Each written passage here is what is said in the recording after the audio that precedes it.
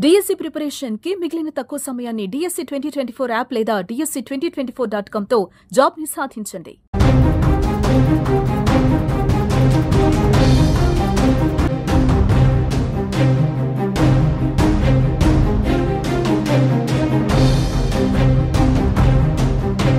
పాకిస్తాన్ మరో పనికిమాలిన పని కొడిగట్టింది. ఉగ్రవాదులను పోరాట యోధుల్లా భావిస్తున్న పాక్ వారిపై తన ప్రేమను మరోసారి చాటుకుంది.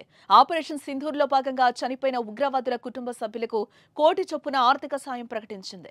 ఈ లెక్కన కరుడుగట్టిన ఉగ్రవాది మసూద్ అజర్కు 14 కోట్ల రూపాయలు ఇచ్చేందుకు పాకిస్తాన్ సర్కార్ సిద్ధమవుతోంది. ఆపరేషన్ సింధూర్ సమయంలో జైషే మొహమ్మద్ చీఫ్ మసూద్ అజర్ ఇంటిపై భారత సైన్యం దాడి చేసింది.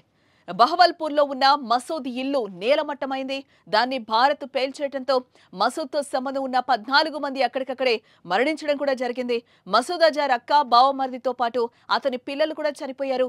పెద్ద ఎత్తున అతడి బంధువులు హతమయ్యారు. మసూద్ సోదరుడు రవూఫ్ మరణ వార్త కూడా బయటకొచ్చింది. దీంతో వారందరికీ కోటి చొప్పున మసూద్ చేతిలో 14 కోట్ల రూపాయలు పెట్టనుందనే వార్తలు కూడా ఇప్పుడు చర్చనీయాంశమయ్యాయి.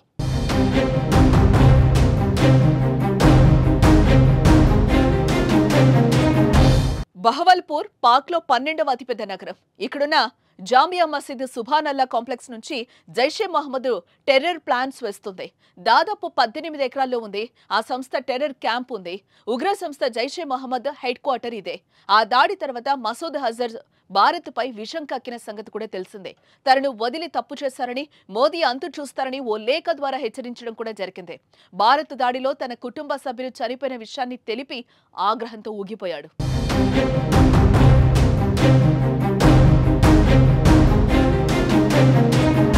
భారత్కు అతిపెద్ద శత్రువులో మసూద్ అజర్ ఒక్కడు.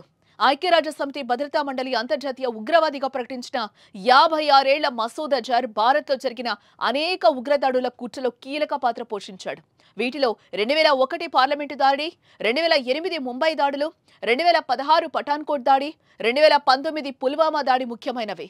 ఈ ఉగ్రవాది పాకిస్తాన్లోనే ఉన్నాడన్నది బహిరంగ రహస్యమే అయినప్పటికీ అతని గురించి తమకు సమాచారం లేదని పాకిస్తాన్ ఖండిస్తూ వస్తోంది. ఉగ్రవాదులకు తమ సైన్యానికి సంబంధం లేదని పాకిస్తాన్ సర్కార్ చెప్తూనే ఉంది.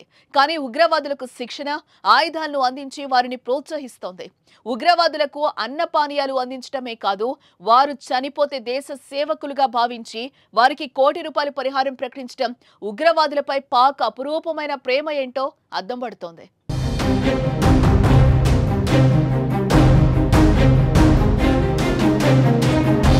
అమాయకుల ప్రాణాలు తీసిన ఉగ్రవాదులు చనిపోతే అంతా హర్షం వ్యక్తం చేశారు. ప్రపంచ దేశాలు భారత్ చర్యను అభినందించాయి. కానీ పాకిస్తాన్ మాత్రం తట్టుకోలేకపోతోంది. ఆపరేషన్ సింధూర్ తర్వాతనే సరిహద్దులో కాల్పులకు తెగబడి పరిస్థితిని ఉద్రిక్తంగా మార్చింది.